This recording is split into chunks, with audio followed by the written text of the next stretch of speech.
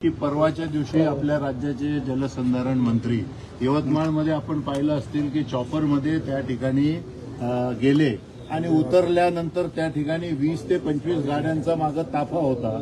तर माझी आपल्याला विनंती आहे की आपण या गोष्टीकडे लक्ष वेधलं पाहिजे की राज्यातला एक मंत्री जर आजही चॉपरनी फिरतोय आणि त्या ठिकाणी मोदींनी आवाहन केलेलं आहे की कुणी गाड्या वापरू नये, कुणी आपलं हे हेलिकॉप्टरमध्ये फिरू नये, पण त्याला तिलांजली देऊन हे मंत्री जर हेलिकॉप्टर आणि एवढ्या 20-20 गाड्यांच्या ताफा मागे घेऊन जर फिरत असतील तर मी म्हणतो आज जर शेतकऱ्यांप्रती या ठिकाणी आमचे शेतकरी बांधव जर गाड्या घोड्यातनं या ठिकाणी आले आहे तर ते त्यांच्या न्याय हक्कासाठी या ठिकाणी आलेलं आहे। त्यांना जे काही सरकारप्रती त्यांच्या मनामध्ये जो रोष आहे तो व्यक्त करण्याकरता ते या ठिकाणी त्याही बातम्या चालवल्या होत्या।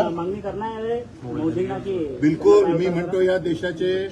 पंतप्रधानांनी जर आवाहन केलंय, जर मुख्यमंत्र्यांनी आवाहन केलंय आणि मुख्यमंत्र्यांनी आवाहन करून सुद्धा त्यांच्या मंत्रिमंडळातले मंत्रीच जर हेलिकॉप्टरमध्ये जर फिरत असतील तर निश्चित मुख्यमंत्र्यांनी त्यांचा राजीनामा घेतला पाहिजे। आपण सर्व उन्हात होतात, 42-43 डिग्री सेल्सिअस सध्या तापमान आहे। अनेक शेतकरी बांधव आपल्या मागणीसाठी रस्त्यावर आले, पण काँग्रेसचेच काही नेते या मोर्चा दरम्यान कुठेही दिसले नाही, एसीच्या गाडीमध्ये दिवसभर बसलेले दिसले नाही। असं काही नाही, आज सगळेच्या सगळे काँग्रेसचे जे पदाधिकारी आणि नेते इथं काही विश्वजित नावाची गाडी उभी होती। नाही, मला सांग एक मिनिट, काँग्रेसचे सर्व नेते आज आमच्या सर्व सोबत होते। एखाद्याचं आता जर वय जास्त असेल किंवा एखाद्या प्रकृतीमुळे जर कोणी पायी आलं नसेल तर ते गाडीमध्ये आले असतील तर त्यात गैर काही नाही, कारण काहींची तब्येत नीट नसते, काहींना काही अडचणी असतात चालायच्या, तर त्यामुळे निश्चित काँग्रेसचे सगळे लोक एकसंघ आहेत, सर्व पदाधिकारी एकसंघ आहे आणि आज प्रकाश पाटलांनी जो चार्ज घेतलेला आहे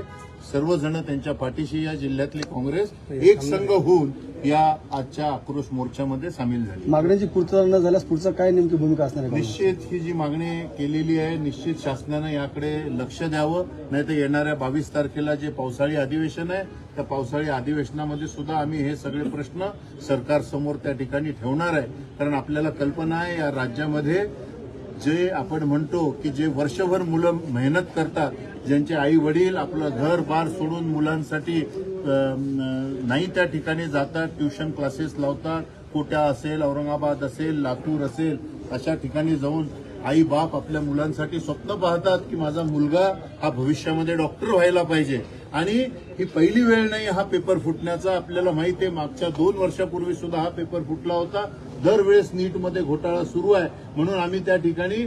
या देशाचे विरोधी पक्ष नेते राहुलजी गांधी आमचे नेते यांनी मागणी केलेली आहे की या मंत्र्यांनी तात्काळ राजीनामा